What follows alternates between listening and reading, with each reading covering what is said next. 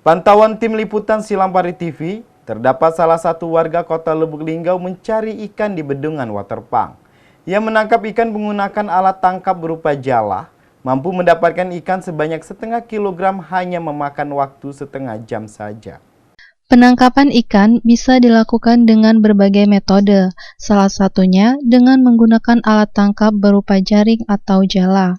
Penangkapan menggunakan alat tangkap ini tentu tidak merusak ekosistem serta populasi ikan yang ada di dalam sungai. Seperti yang dilakukan oleh Bapak Tarmidi, ia mencari ikan di Sungai Kelinggi, tepatnya di bendungan Waterpang.